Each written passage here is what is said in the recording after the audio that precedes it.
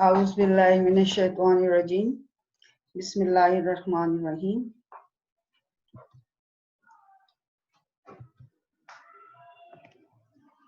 Assalamu alaikum viewers. I am Noreen Fatma from Girls Senior Wing. I am going to deliver a lecture that is chapter 2 homeostasis, class 10th biology. So lesson 6.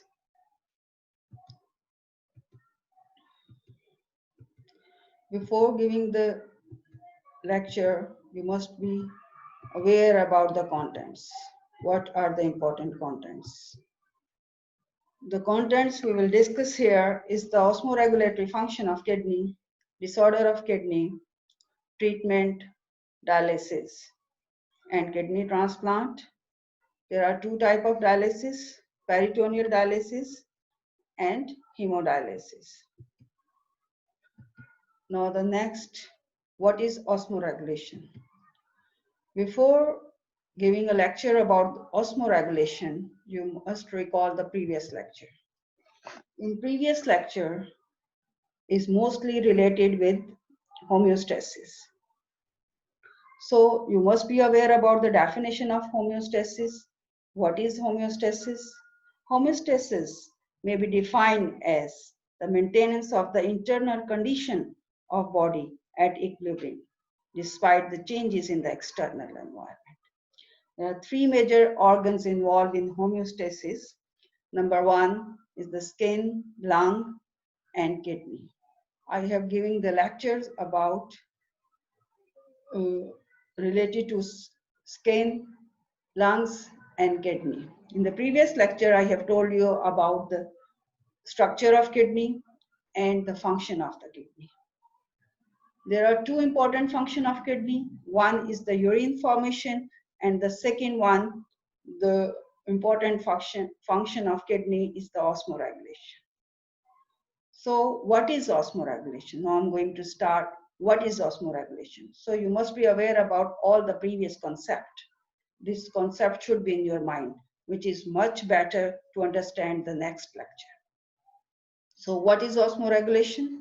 Osmoregulation is defined as the regulation of the concentration of water and salt in blood and other body fluids. There are many types of body fluid: blood, sweat, saliva, tears, mucus, etc., etc. And kidney play important role in osmoregulation. Pointer options are sort out the pointer which play important role to describe the animation. So kidney play important role in osmoregulation by regulating the water content of blood. In the next slide, I have told you about the fluid. So you must aware about fluid. There are two important fluid. Number one is the intracellular fluid and other one is the extracellular fluid. As the name indicated, in intracellular fluid is the fluid which are present within the cell. The intracellular fluid is the fluid which are present within the cell. These are the similar cells. So this is the intracellular fluid. The intracellular fluid are also called the cytoplasmic matrix because it is a liquid found inside the cell and abbreviated as ICF. While in case of extracellular fluid, this is abbreviated as ECF and they are present outside the body or outside the cell. So it consists of plasma, interstitial, and translucent fluid. This picture shows the interstitial fluid. This is the interstitial fluid, this one and this one. So body fluid are actually distributed two distinct areas: intracellular fluid and extracellular fluid. Intracellular fluid comprises 40% of the body weight, while extracellular fluid comprises 20% of the body weight. From within the 20%, interstitial fluid comprises 15% of the body weight, and plasma constitutes 5% of the body weight. So these are actually the similar cells which are called tissue. So these are the tissue cells. So fluid compartment are separated by a membrane that are freely permeable membrane. So these are separated by freely permeable membrane. So movement of fluid is due to hydrostatic pressure. Movement of fluid is due to hydrostatic pressure and osmotic pressure. So this concept, you must be aware about this concept before understanding the next slide. So in order to discuss the osmoregulatory role of kidney, you must be aware about the structure of nephron. In the previous lecture, I have told you about the structure of nephron and about the function of the nephron. Nephron is the unit of excretory system. So in this picture, you are well aware about the Bowman capsule, that is the proximal part of renal tubule. This one is the loop of Henle, that is the distal convoluted tubule, and then the collecting tubules.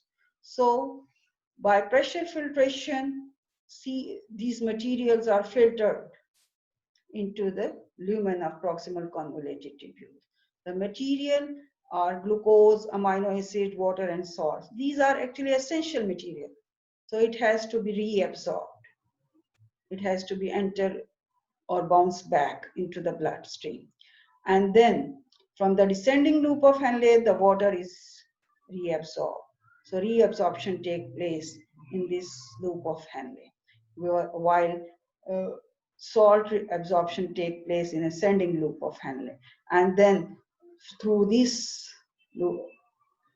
renal tubules, the filtrate is entered into the collecting duct. So in short, we will discuss the proximal convoluted tubules act as an selectively reabsorption, play a selective reabsorption role, which is very useful for the absorption of useful substance by active transport. So this picture also shows the lumen of proximal tubule, which have this membrane structure, and then these essential materials are reabsorbed into the bloodstream after passing through this membrane. Next. So there are two processes involved in osmoregulation. One is hypotonic urine production, and second one is the hypertonic urine production. As the name indicated, hypotonic means the excess water are present in the body fluid, while in hypertonic, the less water content are present in the body fluid, right? So excess water in the body fluid means kidney filter more water from glomerular capillary into Bowman capsule, and similarly, the less water is reabsorbed and abundant dilute urine production take place. While in case of hypertonic urine production, the body faces the dehydrated condition. It means water is required by the body. So more water is reabsorbed from loop of Henle and concentrated urine are produced. So the loop of Henle play a very, very important role in order to maintain the hypertonic condition in the medulla.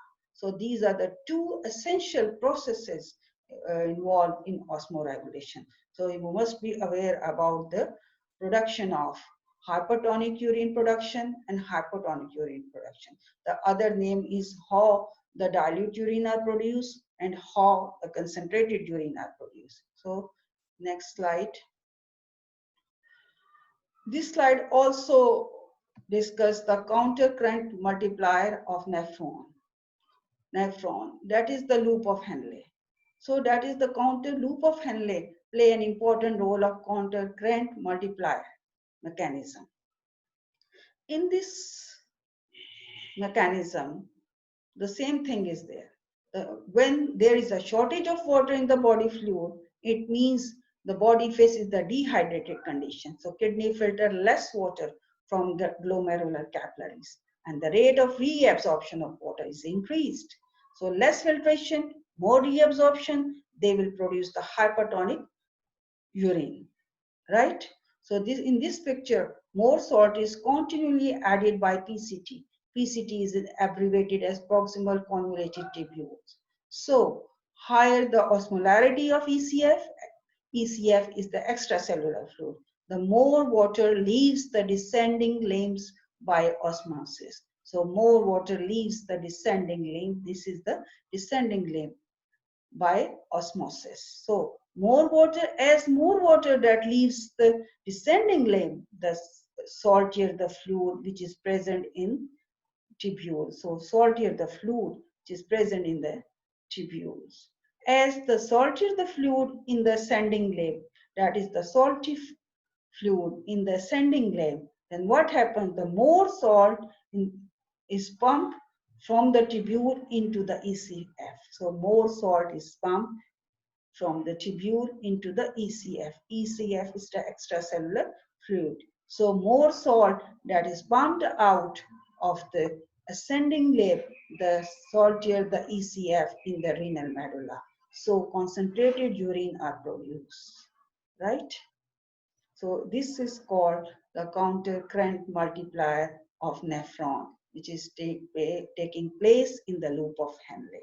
So it is very, very important mechanism played by the loop of Henle, that is the osmoregulation mechanism, regulatory mechanism.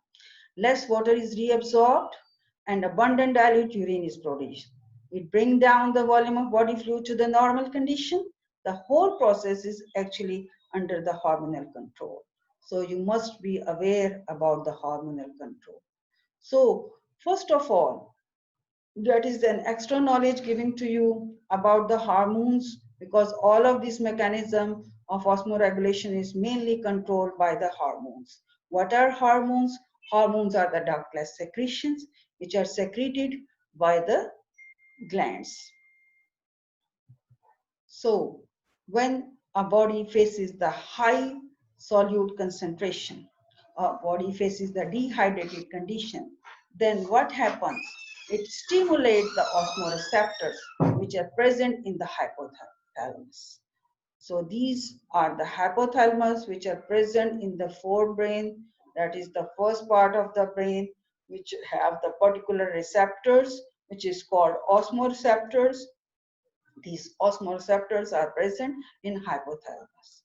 So that is a sort of stimulus. Dehydrated condition is a sort of stimulus which is sensed by the osmoreceptors. I again told you. So dehydrated condition is a stimulus, or this is the internal condition of the body. So it is sensed by the osmoreceptors which are present within the hypothalamus. So hypothalamus signal the particular glands, and this gland is called the pituitary glands. So pituitary gland, that is the bean-shaped gland which are present just below this. This is the pituitary gland. So pituitary gland, after receiving the stimulus from the hypothalamus, they will secrete hormones. That is the ductless secretion directly poured into the bloodstream. And these hormones are called ADH. These hormones are called ADH. That is the abbreviation. ADH is the antidiuretic hormones. So this ADH, when they are poured into the bloodstream and then they are reaches to the loop of Henle. So as a response of this stimulus, as a response of these hormones, there is a production of special pores in this collecting duct. That is the special pores. We called it as an aquaporin. Aquaporin is produced in the collecting duct. They are open into the collecting duct. So they will allow more amount of water from this collecting duct, and they are reabsorbed back into the blood. So making the blood more dilute. And then dehydrated condition, which is faced by the body, they are resolved. Now blood have the normal amount of water in the body. So that is the ADH present. Collecting duct is highly permeable to water. So it is concluded that collecting duct, upon the release of ADH, highly permeable to water, and then this problem is solved by releasing extra amount of water from the filtrate into the bloodstream. When body do not face the dehydrated condition, they have extra water in the body fluid, then what happens? The ADH are not released. Collecting duct is not permeable to water. And then there is no aquaporin or no special pores produced in this. So dilute urine produced. So large volume of dilute urine are produced. While here, small volume of concentrated urine are produced. So these two processes, production of concentrated urine and production of diluted urine, whole of these two processes are controlled by hormones. These are the hormones of ADH released by the pituitary gland under the response of or under the stimulus of osmoreceptors which are present in the hypothalamus. So hypothalamus, they will signal the pituitary gland to produce the hormones called antidiuretic hormones. And this problem is solved. That is all about the hormonal control. I think you are well understand this mechanism. Now, I have told you what is hypothalamus. Hypothalamus is a small central region of human brain. Hypothalamus is considered to be a link structure between the nervous system and the endocrine system. These are the two systems which will play a very important role in the coordination of different systems in the body. The main function being to maintain the homeostasis of the body. So their main function, what is? To maintain the homeostasis of the body. That's why I have given this all of this explanation, because they play a very effective role in homeostasis, and we are talking about the chapter homeostasis. So in this flow chart you can easily see that this is the stimulus. What is the stimulus? Low water intake. We call this condition dehydration condition. Okay? And then plasma osmolarity. They will osmoreceptors, in the sense the osmoreceptors hypothalamus, right? Then under the response of hypothalamus, what they did, they will activate the posterior pituitary gland.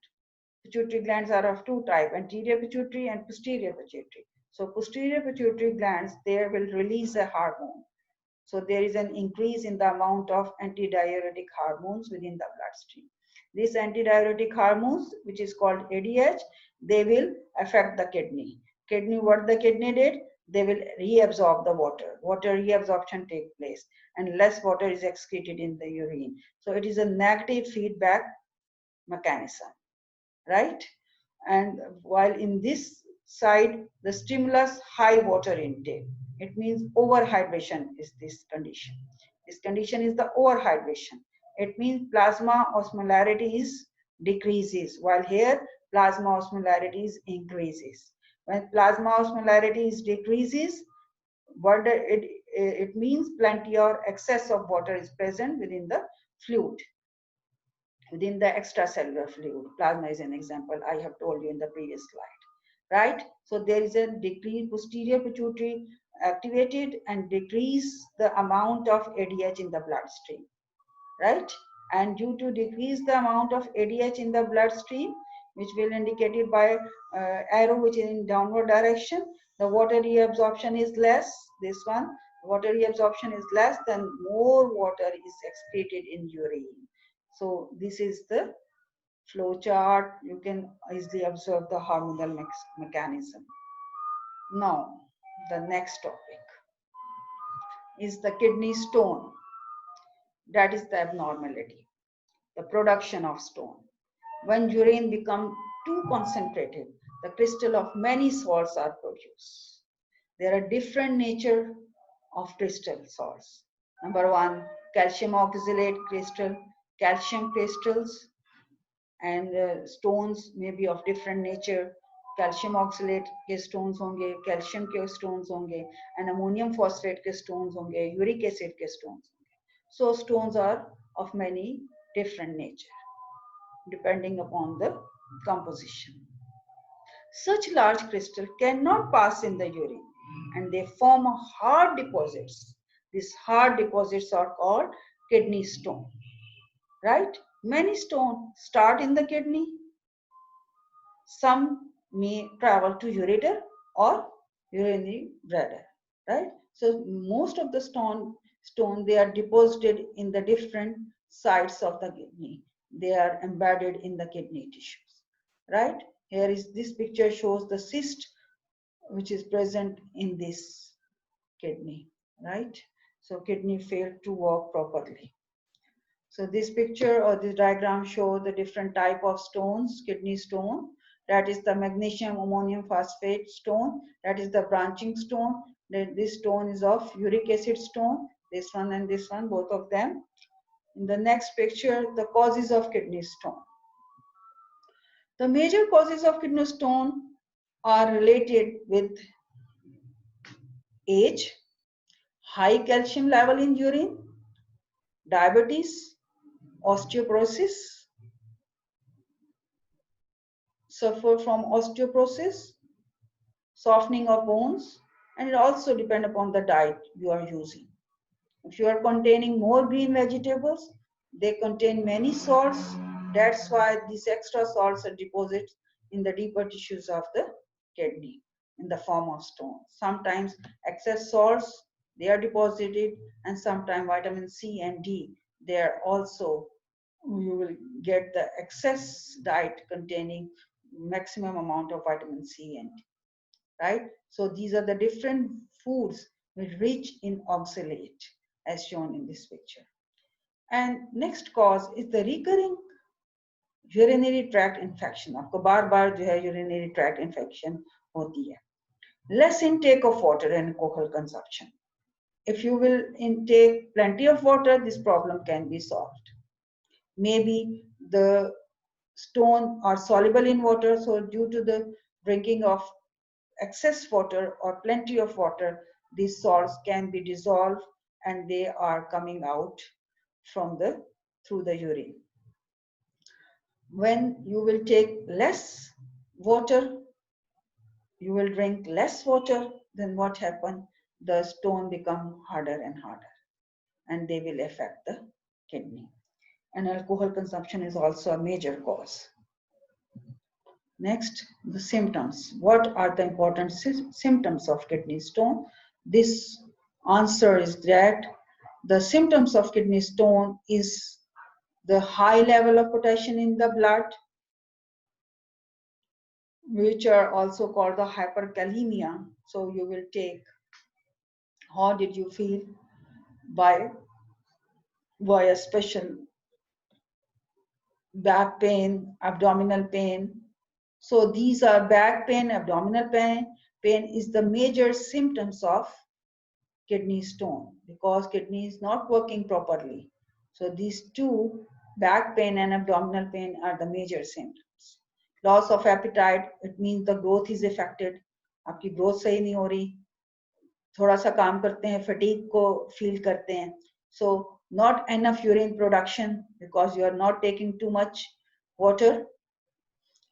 You will feel nauseatic condition and vomiting and shortness of breath taking place, that is unhealthy condition, and also suffer from itching, muscle cramps readily, you feel lethargy attitude, swelling in the legs because edema is taking place, and the ankle and feet, you will feel swelling in leg, ankle and feet. So these are the symptoms of kidney stone. Next slide. Treatment, about 90%. How would you treat this problem? How would you solve this problem? What is the important treatment of kidney stone? About 90% of all kidney stone can pass through the urinary system by drinking plenty of water, as I have told you previously. Second, the important treatment are surgical treatment. पानी तो अब अगर ज़्यादा पिए तो stone dissolve हो सकते हैं. लेकिन important जो है treatment is depending upon the kidney condition.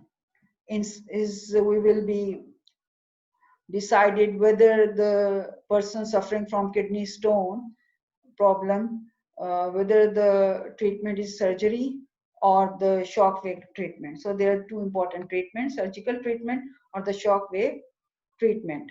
The shock wave treatment is abbreviated as SWT, and we called it as lithotripsy, right? In surgical treatment, the affected area is opened and stone are removed. That is the surgery. And shock wave treatment is the lithotripsy. Now the question आपसे पूछा जा सकता है, what is meant by lithotripsy? So lithotripsy is another method for the removal of kidney stone. In this method, what they did, non-electrical shock waves from outside are bombarded on the stone in the urinary system.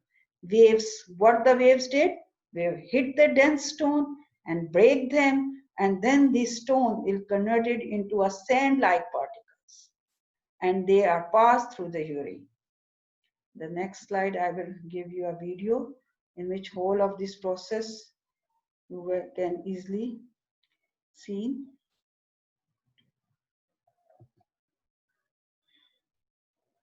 Excuse me.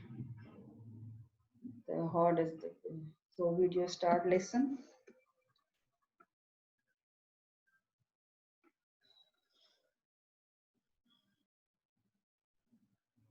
Shock waves fall on stones and convert it into the sand-like particles.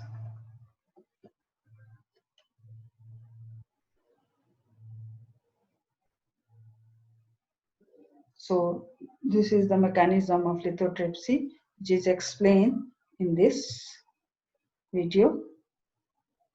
Next slide. So that is all about the kidney stone and their solution of this problem. Now the Muslim scientists. There are not many Muslim scientists which play important role, which have their major contribution to resolve the problem of kidney. Number one, Abu Nasr al-Farabi was a prominent scientist who wrote many books about the kidney disease. Second, Abu al-Qasim al-Zaharwi, which is also called the Albucasis, is the greatest surgeon. Many surgical procedures he explained, and also explained the surgical removal of stone from the urinary bladder. In his encyclopedia, Al-Tasrif, the 200 methods of surgical medical instruments, he personally designed. He personally designed 200 surgical medical instruments and also the method Al-Tasrif in his encyclopedia. Next, the kidney renal failure. This picture shows the normal kidney and the affected kidney. The kidney renal failure means a complete or partial failure of the kidney to function. Kidney failure is the last, most severe stage of chronic disease, chronic kidney disease. What are the major causes of kidney failure? That is the diabetes mellitus, hypertension, and diabetes, both of them are the leading cause of kidney failure. In some cases, sudden interruption in the blood supply to kidney.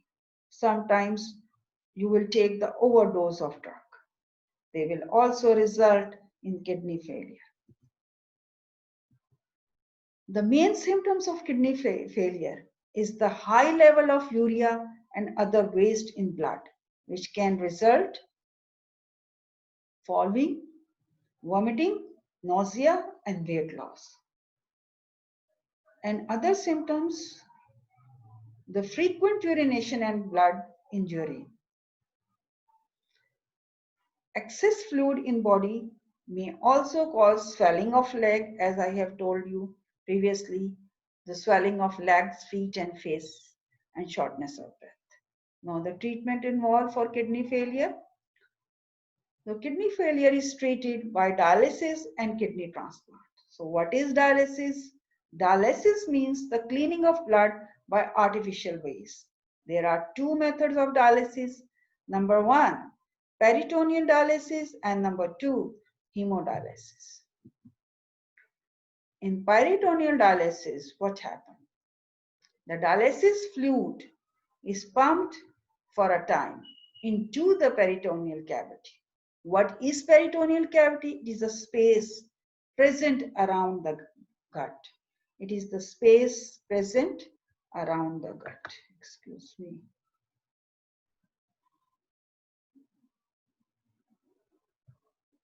So this is the space around the gut.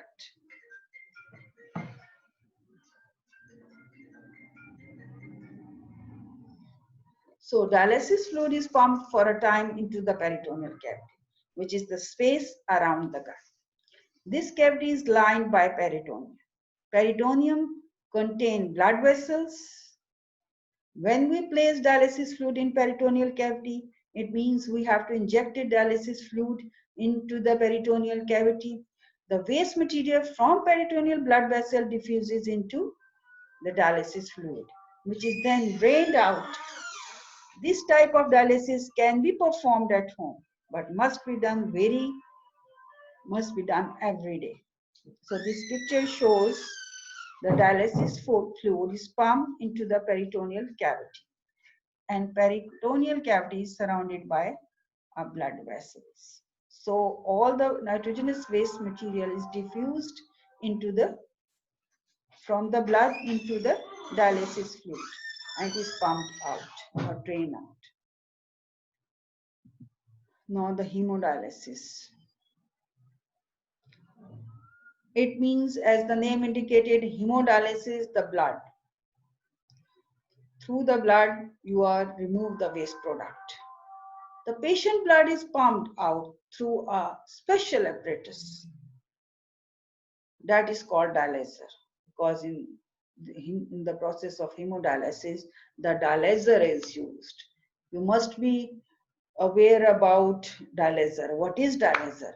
It is actually a machine. It contains long tubes just like this. That is the long tube, the wall of which act as a semi-permeable membrane. Their wall is act as a semi-permeable membrane. Blood flows through the tubes while the dialysis fluid flows around the tube. Two things there. Blood flows through the tube. This tube, the blood is flows. While dialysis fluid, this fluid, there flows around the tube. It means blood faces the dialysis fluid, right? And they are separated by membrane. This dialysing membrane, dialysing tube membrane act as a semi-permeable membrane, right? So extra water and waste, they are moved from blood into the dialysis fluid, right? And clean blood is then returned back into the body, right? This hemodialysis treatment are typically given in the dialysis center. This treatment is not given at home as in the peritoneal dialysis. We have to be, we will be done peritoneal dialysis on the daily basis, but hemodialysis may be once in a week, and there you will go to a dialysis center. Next. In this video I have told you, excuse me, right, you can easily observe the process of hemodialysis in this video. Listen.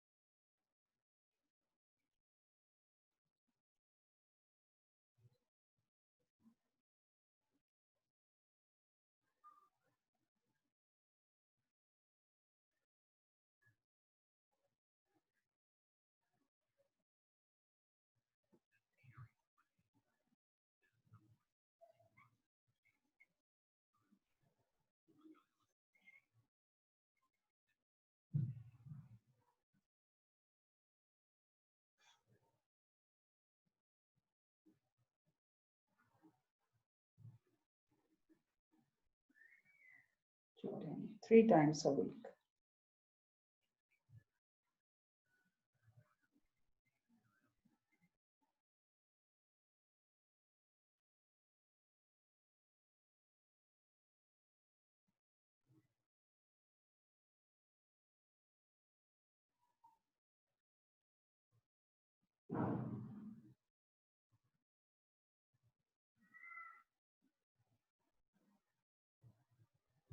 Okay. Now the kidney transplant in the next slide. What is kidney transplant? There is a one drawback of dialysis. Dialysis need to be repeated after every few days and is unpleasant for patient as well as the attendants. So another treatment is suggested, that is the kidney transplantation. We called it as an end stage kidney failure treatment, right? It is the replacement. What is kidney transplantation? It is the replacement of a patient damaged kidney with a donor healthy kidney. So kidney may be donated by a donor or living donor, deceased donor or living donor. So there must be some precautionary step taken by the patient. The donor may or may not be a relative of the patient. And before transplant, the tissue protein of donor and patient are matched. The donor's kidney, then the donor kidney is transplanted. Now that is all about the lecture. Now the chapter 2, homeostasis of the 10th class biology is finished now, and that is all about the related short question of this lecture. Now I hope you understand clearly, and you should listen this video, should listen this lecture, and then understand it and then learn it. So thank you. Good luck.